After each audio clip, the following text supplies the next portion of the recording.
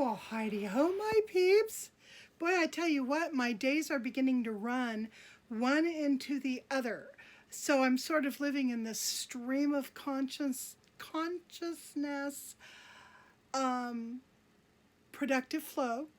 And so my videos I know are going to get like that. A little bit weird and hard to follow. But I wanted to show you what I accomplished today. I think this thing is so cute. Look at this cute little thing. Isn't this adorable? It's pretty small. It's about, I don't know, 9 or 10 inches tall and maybe 2 3/4 inches across, maybe 2.5, something like that. But I thought it was just so cute. I added hair to my angel. The other one didn't have hair. And I used a copper tape to wrap the edges, the pokey edges of her wings, and wrapped with a silver wire. Her little skirt's made out of the copper wire. And then I took more of my Budweiser can and made this faith, hope, love sign, wrapped it in copper tape, and then tacked it down with little brass tacks. And I really, really like the way this turned out. The next one needs to have a longer skirt, though, because her wings and her skirt kind of get caught up at the same level, and that it would be better if you saw a little more skirt and coming out behind the wings. But other than that, I'm really super satisfied with her. I'm buried in tie-dye! Oh yeah, I hit up my tie-dye t-shirt stash, which is all my old t-shirts that I have worn out. I don't throw them away. I rarely cut them up. Every time I wore one out, I would put it away, and now I've got 16 of them. So, I would like to show you how I wear out my tie-dyed t-shirt. Oh yeah, look at the holes. It's all about the girls. This one is full on eyes. Looks like alien eyes. Here's a cyclops. Here are a bunch of animal eyes staring at you in the night. Whoo hoo! Well, this one's missing an arm, and I've got some air conditioning going on this side. Okay, and here we have a constellation. We've got the sun right here. We've got Saturn over there. I don't know what this is. The Pleiades, maybe. I'm not sure. Maybe that's a couple of dippers. I don't know. We got some, I don't know what these are. These are outer stars that are getting ready to supernova. So anyway, without showing you all the other worn out t-shirts, I think you get the general idea that this is where those suckers wear out. And my husband tells me it's because I use them as a table. I need to stop stacking stuff up here and all around. That way maybe my tie-dye t-shirts will last just a little bit longer. Oh, that was so vigorous it knocked my hair out of its scrunchie. Okay, so t-shirts are kind of like farm animals 2 centuries ago. Sorry, my vegan friends, but every single bit is useful. You never throw anything away. Not when it came to farm animals, and not when it comes to old tie-dye t-shirts as well. And I just wanted to go over with you, I'm going to use a short sleeve one, how I cannibalize, I'm spitting, how I cannibalize one of these things. First of all, these seams can be cut out separately and used for jewelry or different collage. The neck, you can cut that out, set that aside. This makes a wonderful rolled flower, this neck side. The sleeves should be cut off separately, and then you cut the front from the back. I love this one. I didn't try this one on, but this one is wide-eyed wonder, because I really wore that out. Anyhow, another thing you can use these things for well, I'll just show you. Let me cut out the neck and I'll show you. Instead of cutting into the neck and around, making it like a tape or a long ribbon, I'm going to cut it out in one piece. So I'm going to just, doesn't matter where, just make a little pilot hole, and now I'm going to cut around the neck. I'm cutting close to the seam, but not right on it. That all can get messed with later. So obviously the prime cut on a tie-dye t-shirt, the filet mignon of the tie-dye t-shirt, my tie-dyed t-shirts anyway, is the back, because the back is going to be your largest unworn out part. The fronts of mine get worn out, so that you're not going to be able to get a lot of large useful pieces out of that. But the backs are pretty much pristine, so that gives you nice big pieces to work with that don't have a lot of holes in them, generally speaking. Let me just show you what else you can do with the necks. You can use them as headbands. Now, isn't that cute? You can also use them as scrunchies. I won't go to the effort of putting it up. I'm going to leave this headband on. That really kind of works. And I'm going to take just a little smidgen of a break so I can go and finish dinner, and I'll be right back. Okie dokie, I'm back. I just finished up making chili mac and 4 big, beautiful artichokes that Grant picked up at Costco. And so now dinner's ready whenever we're hungry. We ate a really, really late lunch. I don't know, it was early dinner, really around 3.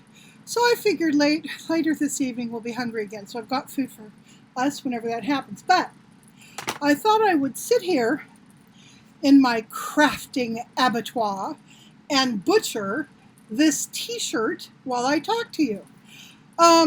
Boy, in addition to the other things I've shown you, what else did we do today?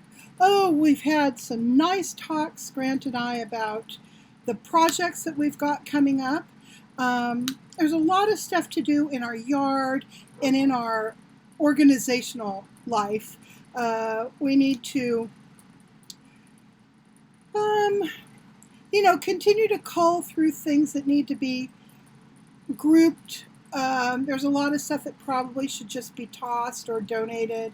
Tomorrow I'm going to have Grant set up a furniture painting station for me outside, right outside my dining room window here, where I normally park my car.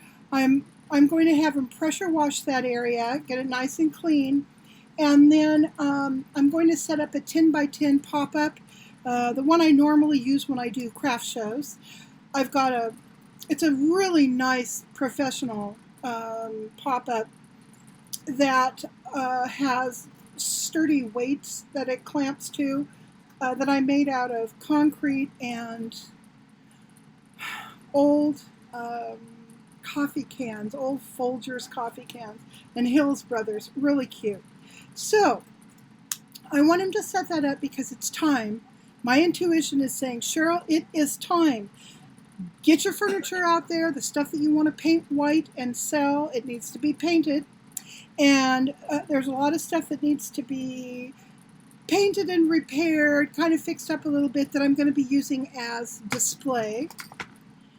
Here's my first cut of t-shirt. It's one of the sleeves. So we kind of did that. We've also decided, or he's actually decided, that it's time to plan on buying a food freeze dryer. We have dehydrators, but we've both been kind of dreaming about and sort of saving for and thinking about buying a freeze dryer. And there's a couple of reasons. Several reasons. One, living here in California, you're in the breadbasket of the United States right here. And during harvest, you can get excellent deals on stuff. Peaches. If you drive over to the coast, you can get broccoli, cauliflower, artichokes. Just lots of berries. They grow, 150 miles from here.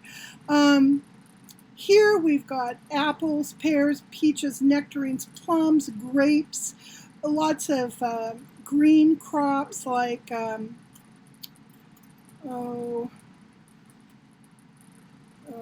like chard, stuff like that.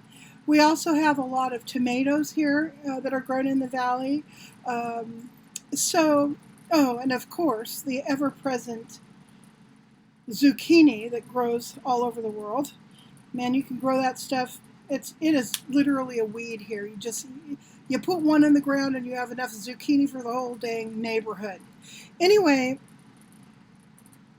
because we have so much of that kind of food, that sort of produce, we thought it would be a good idea to figure out a better way to preserve it than just freezing it, which is good, but you've only got so much freezer space, and just dehydrating, which is good, but dehydrated food has a very different texture and flavor than freeze-dried food, and freeze-dried food preserves the nutrients, where when you dehydrate something, you can lose nutrients to one degree or another. So just all in all, it's a better way to preserve food if you can.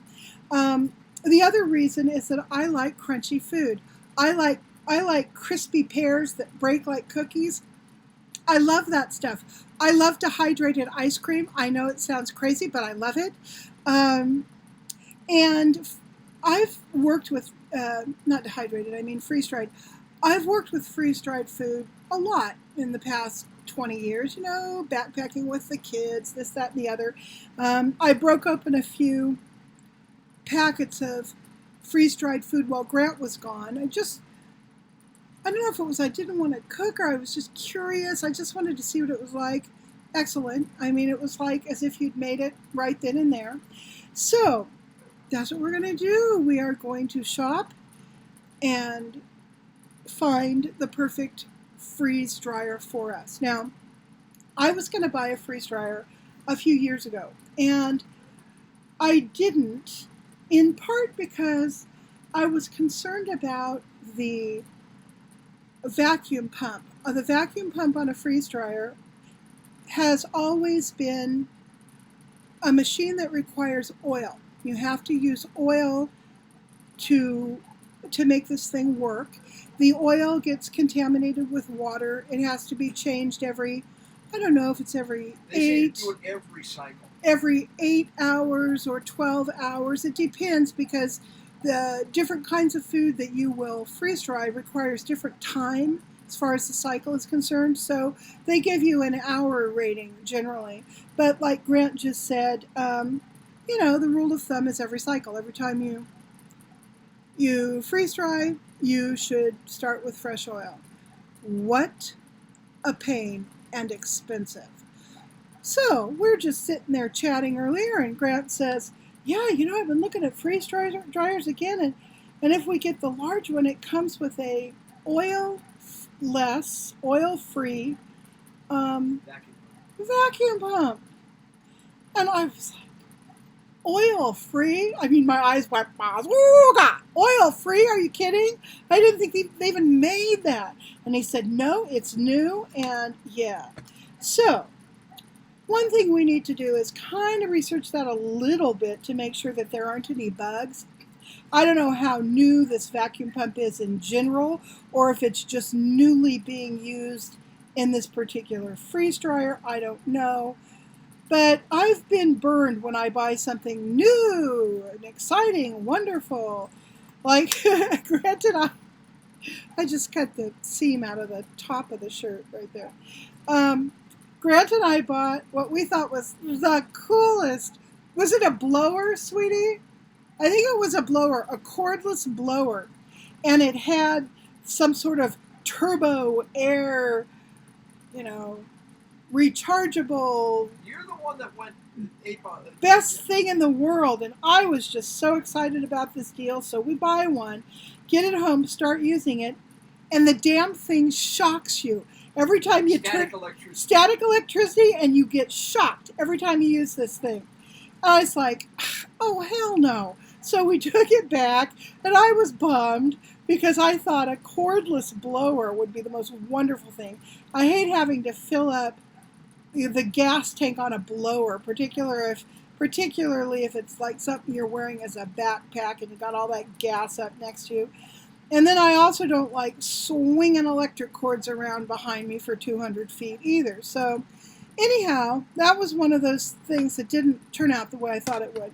And I don't know about this this new vacuum pump situation.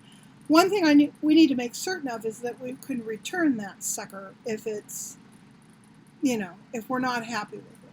So, all right, now, so T-shirts, as we know, are knit in the round. So this is one big piece of cloth. And so what I would do, well, let me look at the back here.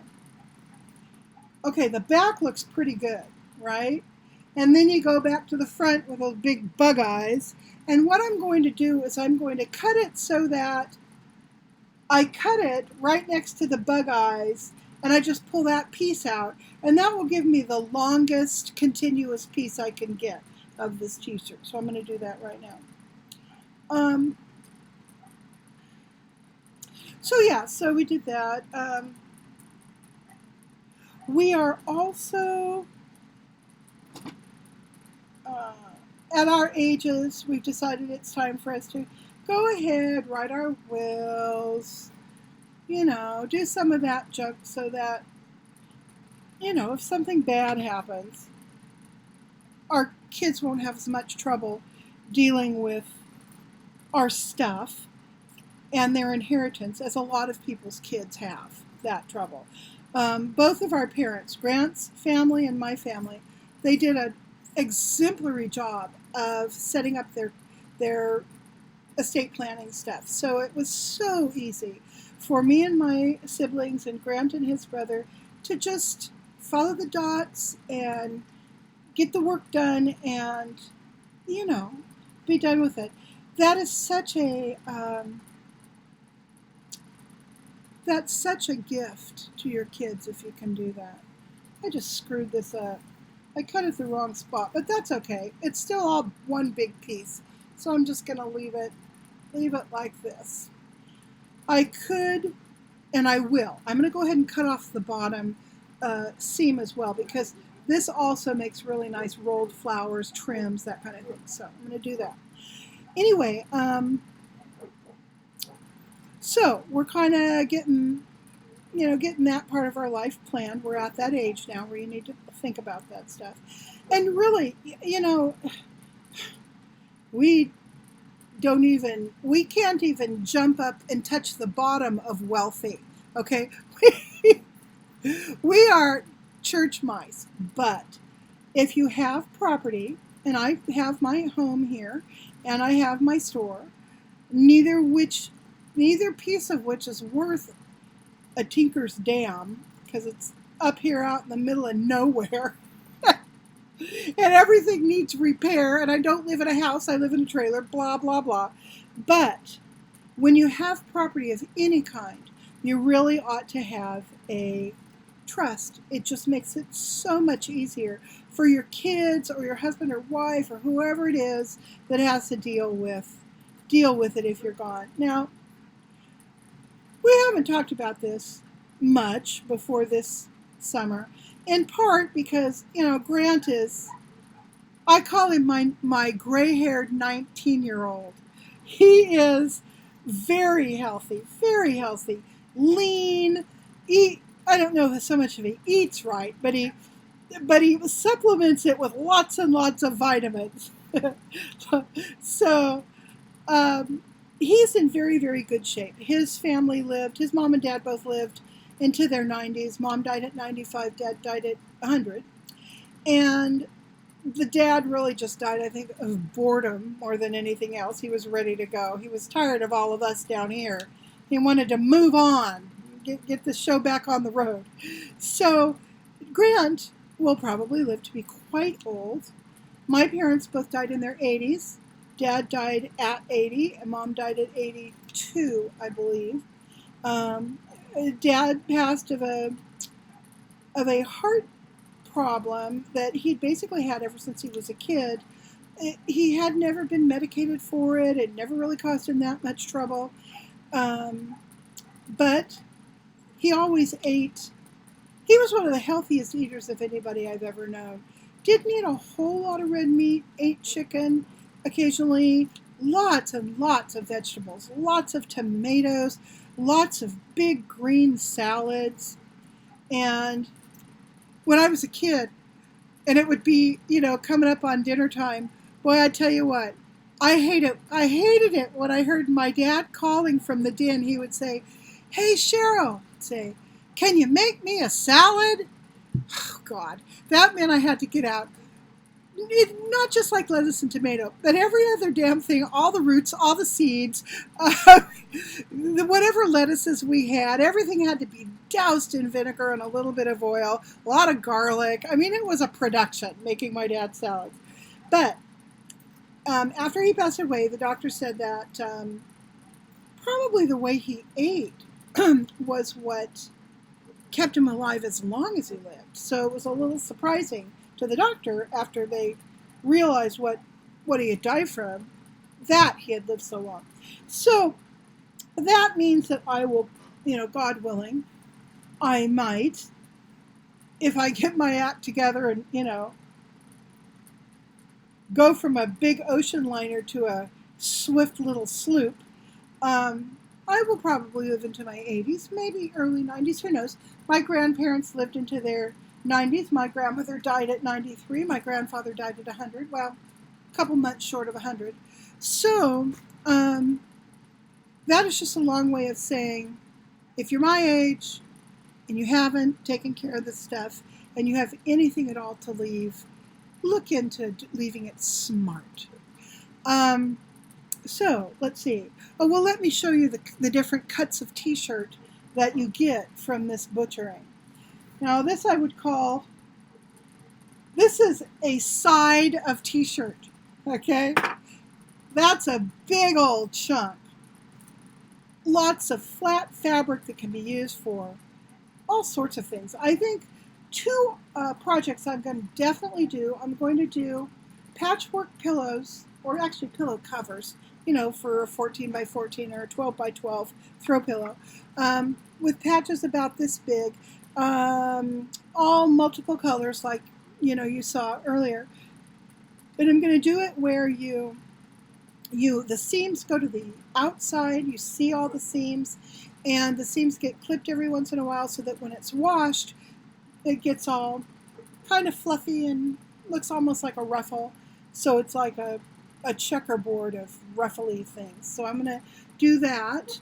And then I'm also going to make a couple of throws, like something you'd put over you if you're watching TV. Incorporating tie-dye, denim, that kind of stuff that I've saved. So that is the largest cut of t-shirt. Now we have two smaller cuts of t-shirt. The sleeves. These are nice. I think you would call these the breast of t-shirt. Then we have the entrails, the offal, O-F-F-A-L. The menudo, not the menudo, the tripe of the t-shirt. A little bit weird, a little bit stringy, but extremely useful. You never want to throw that out. So there we go. We've just butchered our first t-shirt together. And now I only have 15 more to go. So I better eat my dinner, watch something with my husband on TV, and get to butchering shirts. And I will talk to you guys later. Bye.